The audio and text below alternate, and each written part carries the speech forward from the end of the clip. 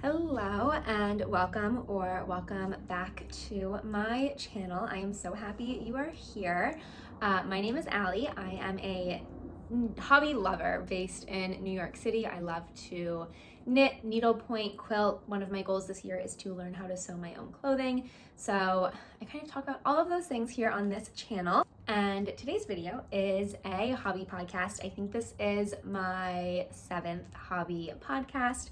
I will be talking mainly about knitting, needlepoint, and quilting. Actually, I think I'm only talking about knitting, needlepoint, and quilting today.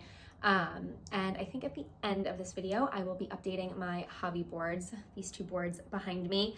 I have a little update to do to one of them. With all that being said, I think I'll just dive on in to my first category, which will be knitting.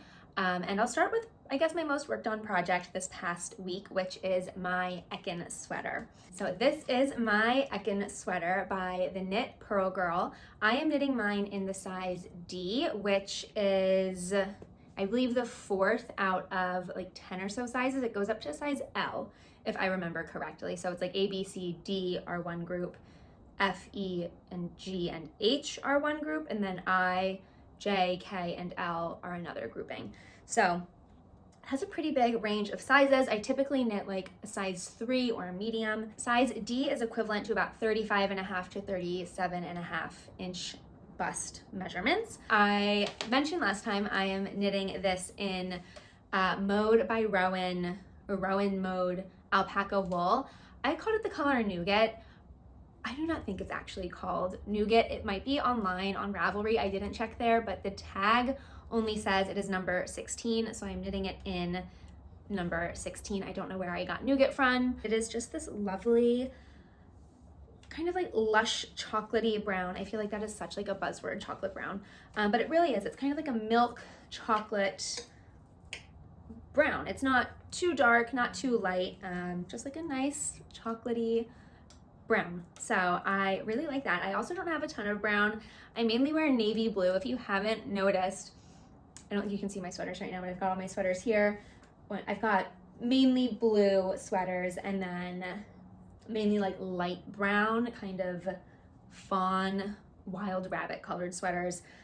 This is like the only brown sweater that I have, this one that I'm wearing. So very excited to have another brown sweater in my wardrobe. This sweater so far has been a breeze. I think I mentioned last time, it is a top-down construction. You do the back flat and then you start doing these kind of like, I don't know, increases to get these little, I keep calling them like shoulder plackets. I'm not sure what they're called, but this really nice little shoulder detail that I really, really like the look of.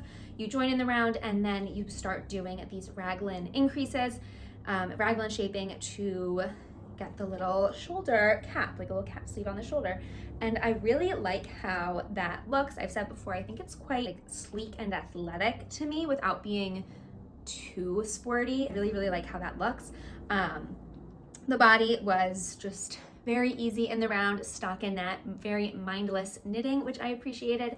And then once you get to the ribbing, you have the choice to either do that in the round or to do a split hem.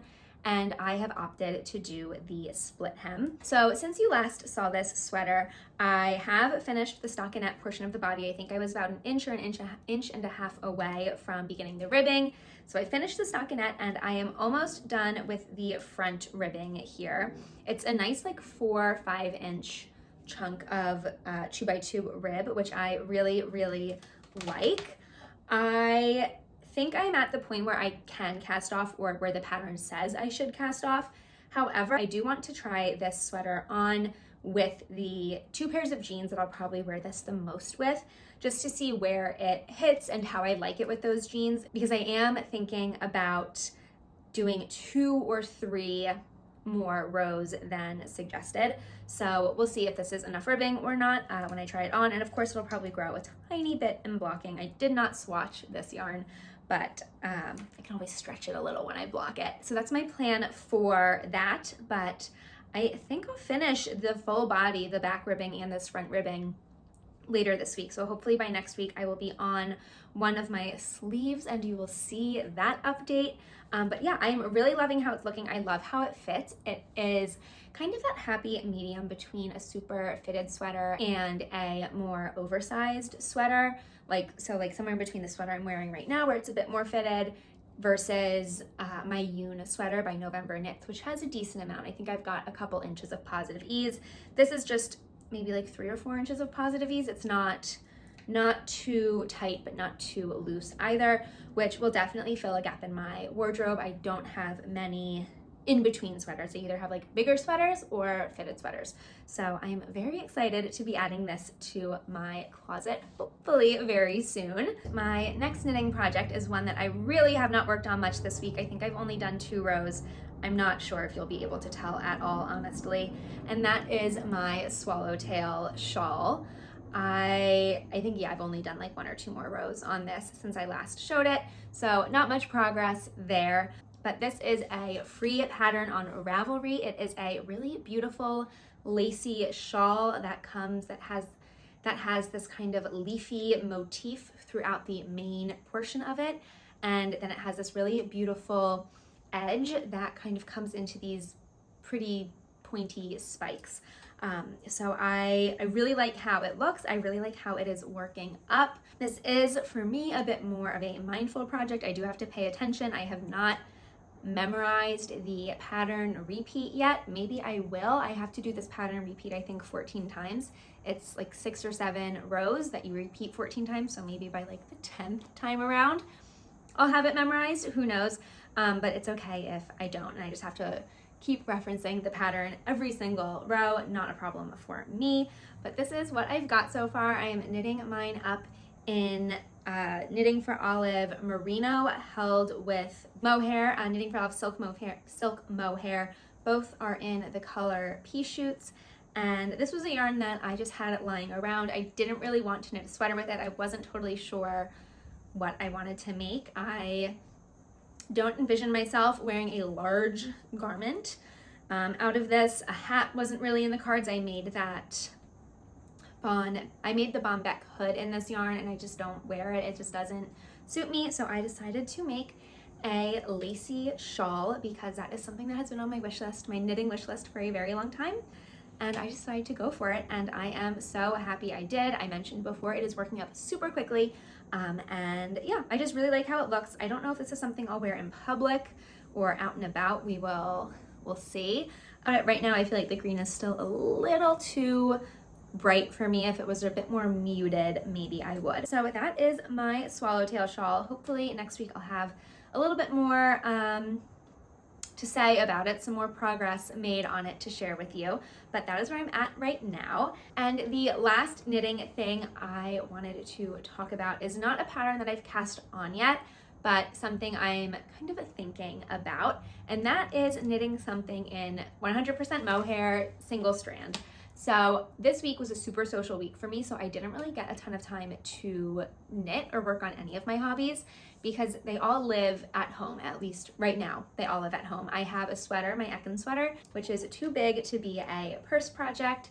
My more mindful project is just not something I want to whip out on the bus. I don't want to have to pull out a pattern and really like think about where I am or what I'm doing. So I'm on the hunt for a mindless purse project to keep in my bag that is small, that I can carry with me, take out on the bus when I'm waiting at the doctor's office. So I was searching through my yarn stash earlier this week and I found 6 balls of yarn, 2 of each of these colors. So I have a navy, this is called Natural, I think, but it's like a white, like a creamy white, and then this softer blue.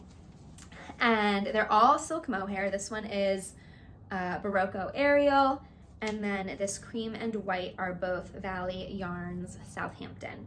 So I have 2 of each color, and I was thinking, oh, I'd love to knit something with these. I only have 2 of each. I just don't know. I don't have any yarn. I don't have anything to hold them with. I'm not sure what I would do with them. So I was thinking that it could be fun to turn these into like a striped scarf or wrap, and that would be a very easy purse project to keep around because first of all, these are so light and small, they don't take up a ton of space, and a single strand silk mohair scarf is also not like a massive project.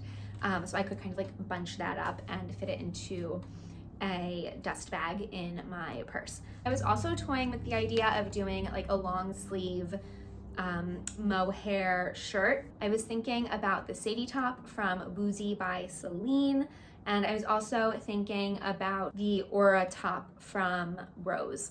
So those are some projects floating around in my head that use these 3 yarns, something striped, something mohairy, light, and hopefully pretty easy to work on.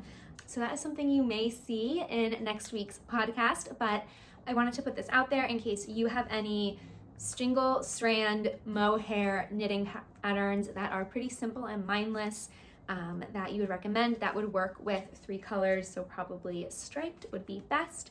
So that is it for knitting. As I said, I didn't have a ton of time for any hobbies this past week because I was super busy, but I did make a decent amount of progress on one of my needlepoint projects. But I'm not going to start with that one. I'm going to start with the one that I haven't made any progress on, which is my Statue of Liberty. Here she is. You have seen her many times before. I haven't made any progress on her at all. I'm running into the issue that I've talked about with my toffee sweater. This little swatch here is for my toffee sweater. It is a white yarn, and I am currently using a white thread for the background of my Statue of Liberty. And I'm running into the same issue that I ran into with the toffee sweater, which is that I am always drinking tea or coffee or hot chocolate or eating berries or eating chocolate or something with jam. Just I'm always eating things or drinking things that could stain, and so I'm so hesitant to work with white fibers. So I have not pulled this out at all this week. I've been so scared that I'm going to stain the white that I'm using for the background, and I really don't have that much. I think I only have 3 or 4 cards of this fiber. So if I do stain it, ripping back might not be an option for me, but I thought I would show you anyways. This week I am going to just really push myself to do a little bit more and just not be so afraid of the white fiber. I'll just drink water while I stitch. So that is my Statue of Liberty. No updates now, hopefully next week. And one thing I will say is if you are new here, this is a canvas I designed and painted myself. I have the link to a PDF of the chart in the description box below if you would also like to paint and stitch this yourself. So that's my little Statue of Liberty. And the only other needlepoint project I'm working on right now is my Grenada stamp. I have made decent progress on this since last week. I have finished most of the interior of the stamp. All I have left is the palm tree and the 17. And then I also have to do most of the white in between the like pink stampy borders, stamp edges that I have. And I'd like to do a background. I'm thinking of doing a green and white striped background to just make this a more even rectangle. So when I finish it, I plan on self-finishing it, so having it an even rectangle will just make it a lot easier on me, I think, to finish it and turn it into an ornament. So I'm very pleased with how this is turning out. I've made a decent amount of progress again, which I'm very happy with, and I do think this one will be done by the end of the month. This has been my most reached for project this month. It is just something that's easy to grab when I am sitting on the couch chatting with Jake, on the phone with somebody. I really think this one will be finished very, very soon. And again, this is another canvas I designed and painted. I don't have the chart for it available. I might make it available. I haven't decided yet. So that is my Grenada stamp. That is it for needlepoint. I have, I believe, 2 projects in hibernation that I talked about last week, and why they're in hibernation. I'm just not reaching for them. I'm frustrated with one, and one is very Christmassy. So they are hibernating for now. And that leaves me with my last hobby category, which is quilting. And I have my one and only finished object in this category, and that is my Gingham Quilt. This, you haven't really seen the progress of. All you've seen is basically me just talk about binding it, and that's all I've done. Oh my gosh, so many little loose threads all over this that I need to pick off. But I finished binding this quilt this week. I was hand stitching it down along the back, and it is done. So all I really have to do is, I think, give it a nice wash, snip any, I've got like little loose threads here and there just all over, so snip any loose threads or pull off like strings that are all over it, give it a nice cleaning, and then I can use it. I think I will probably just end up using this as like a couch quilt. It is 108 inches by 108 inches square, so it is pretty big, but I was using it the other day on the couch and I just really liked sitting with it. So that is where it will live. It will live in the living room. But yeah, very pleased with it. Again, it's a pattern. It's just a gingham quilt pattern. It is very, very easy to make, although you can buy gingham patterns if you so wish. But it's just, you know, you cut long strips of fabric, sew them together, cut even squares, or I guess even rectangles where the two squares are the same size, sew them all together. And yeah, that was pretty much what I did when I made this top a few years ago, this quilt top a few years ago. So that is that one. Then as for my home street quilt, I have no progress on that. I am still hand quilting it, going strong. It's again just something that like is so big, and taking it out and working on it is such like a big to do that it is just not getting as much love as I would like to give it. But maybe, I think next weekend, Jake and I are going up to his parents' house, so I might bring that and just like chill all weekend by the fire and hand quilt as much as I can. And then my last quilt is my, I guess, Americana quilt. That's what I'm calling it. It's my little stars, my red, white, and blue star Jacob's Ladder type of quilt. I think it's called Jacob's Ladder. I googled it and I'm forgetting the name of that quilt block, but I think the red quilt blocks are like Jacob's Ladder quilts, Jacob's Ladder. And then like Ohio Star for the stars. And again, another like DIY. I just found 2 free quilt block patterns online, and I am using those to make that quilt. Haven't made any progress on that one this week either. I determined I have 4 more of the red and white blocks to make, and then once I make those, I can start attaching the pieces. I can start sewing the blocks together to make the top. But that is it for my whips this week. Not too much progress. Well, no, I will say a decent amount of progress on my Eken sweater and my Grenada stamp, but not too much on anything else. But because I did finish one of my quilts, I do have a board to update, so I figure we could do that together now. Here is the board that needs to be updated. It is my needlepoint quilty board. So because I finished my gingham quilt, we can take it off, and I want to put something in its place, but I have not decided yet what quilt I want to add to my queue. I have 2 that I am between. One is a blue and white quilt. I really want to do an Irish chain quilt with light blue, like indigo, navy blue, and white. So that's one idea I have. The second idea I have is to do a red and white black letter quilt with a quote from one of my favorite books in the center. And that would be foundation paper piecing, which I've never tried before, and I think I've yapped about a bunch of times. I purchased a Gothic alphabet pattern from a designer on Etsy called Patch and Dot. It is a foundation paper piecing alphabet. I believe it was called the Black Letter Bundle. I will link it down below if this looks like something interesting to you. I think it looks really cool, and I have this big vision in my head of what I want to do. But then I'm also really interested, and I really love like the simplicity of just like a 2-toned Irish chain quilt. So I have to have a little think, and I hopefully will decide by the next time you see this board, so I will update you then.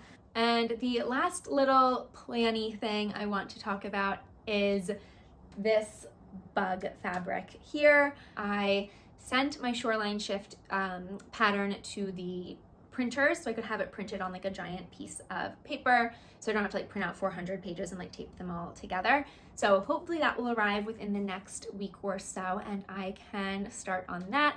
I think I want to do that in this bug pattern first because there's so much of this like buggy fabric. I think I have like 8 or 10 yards, just a ton of it. So I think that the Shoreline Shift by Caden Naughton would be a really fun first project. I intend to wear it as a nightgown, so if it doesn't turn out well, it's not the end of the world, but I'm looking forward to hopefully starting that soon. And I think that is it for all of my whips and finished objects and ideas, things I'm setting into motion in terms of hobbies and stitchy things.